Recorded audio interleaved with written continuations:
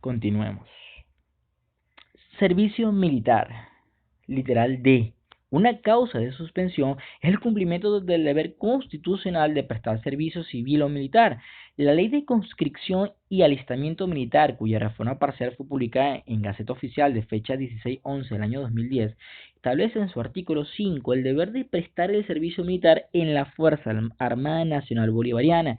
Asimismo, el artículo 24 establece lo siguiente: los venezolanos y las venezolanas llamados y llamadas a reentrenamiento o instrucción militar conforme a lo dispuesto en el artículo anterior, no perderán importante por tal motivo sus empleos, cargos u ocupaciones y en consecuencia recibirán de sus respectivos patronos o patronos el salario correspondiente durante el tiempo que dure el reentrenamiento o instrucción militar. Un poco bastante similar con el tema de la licencia por paternidad y la licencia de maternidad. Hago nuevamente la pregunta: ¿se debe pagar el salario? ¿Cuál es la naturaleza jurídica de ese pago? ¿La entidad de trabajo está obligada a continuar con esa obligación retributiva? Pregunta para su participación. Tengo mis consideraciones que se las haré saber, se las haré llegar en su oportunidad. Tenemos el literal E, que es el conflicto colectivo. La huelga es una causa de suspensión de la relación de trabajo. La huelga es la suspensión colectiva del trabajo acordada mayoritariamente y realizada en forma voluntaria por los trabajadores. Su ejercicio supone generalmente la no percepción de remuneraciones durante su transcurso, por lo que es una forma de suspensión plena o perfecta.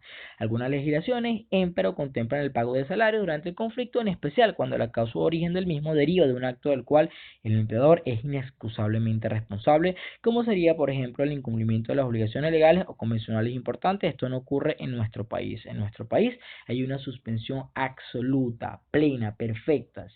El conflicto colectivo no da lugar al pago del salario. La huelga es hoy reconocida como un derecho de rango constitucional. Incluso en muchos países su ejercicio debe hacerse en la forma que la ley señala, y esto es importante. No es que los trabajadores, porque lo decidieron en una reunión en la asamblea, tomar una decisión de decir mañana me voy a huelga, paramos la entidad de trabajo. No, esto está sometido a unos requisitos establecidos por la ley.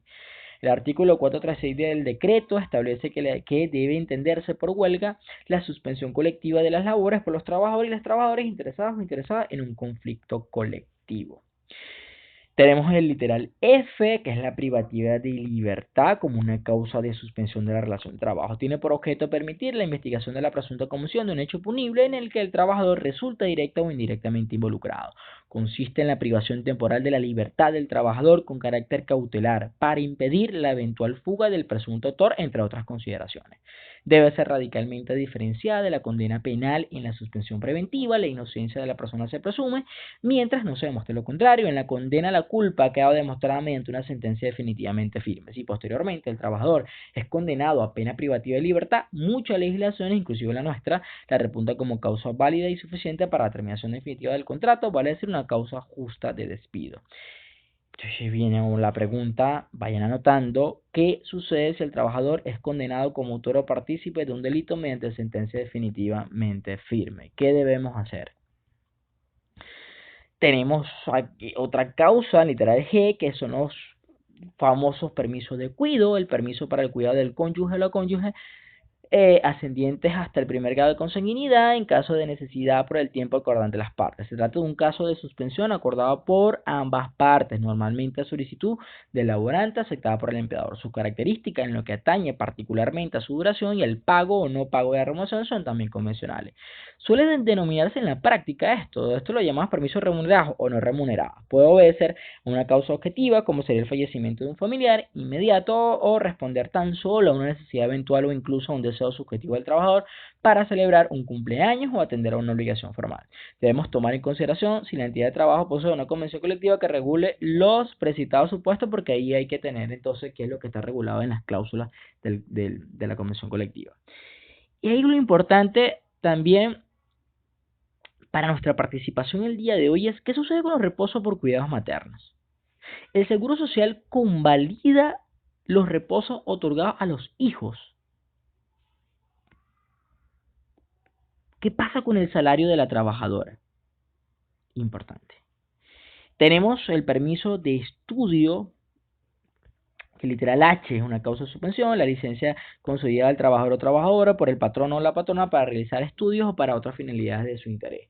Dentro de esta causa de suspensión de la relación de trabajo encontramos los permisos que da el patrono al trabajador para realizar estudios o para otras finalidades que sean de interés para el trabajador. Los artículos 316 y 317 de la Ley Orgánica del Trabajo, los trabajadores establecen que 316, los patronos o patronas podrán otorgar permisos a los trabajadores que cursen estudios.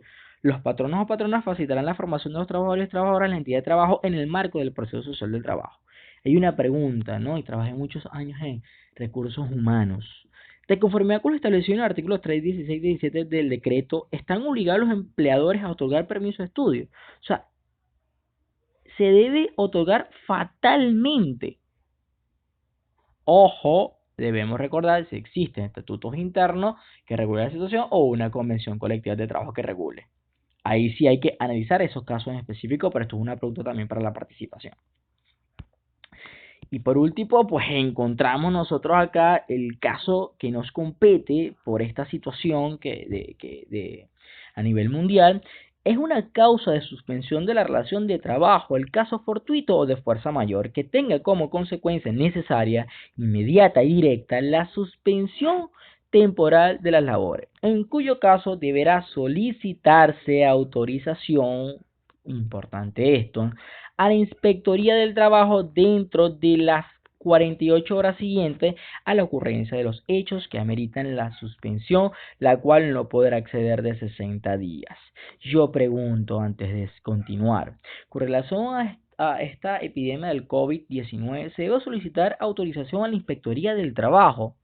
Yo tengo una posición y mi papá, el profesor Jorge Cárdenas, también tiene una posición totalmente opuesta a la mía, que se las haré llegar en su oportunidad. Pero debo saber cuál es su posición.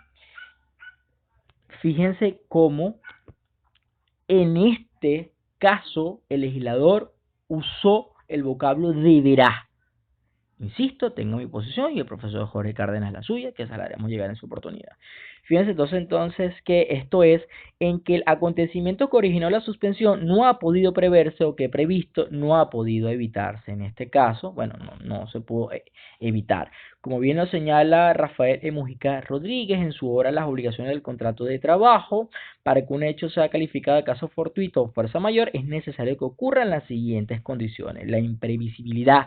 Este elemento tiene un papel esencial en la determinación del caso fortuito o fuerza mayor, pues es el que lo distingue de la culpa. En esta el hecho pudo ser previsto y evitado, y si no lo es, se debe a la negligencia en que incurre el responsable. En cambio, en el caso fortuito o fuerza mayor, la previsibilidad se halla ausente. Irresistibilidad, yo quiero decir que el hecho ha de ser imposible de ser evitado. Si está en manos del deudor impedirlo, aunque a ello le resulte más difícil, debe hacerlo, porque de lo contrario no queda exento de responsabilidad.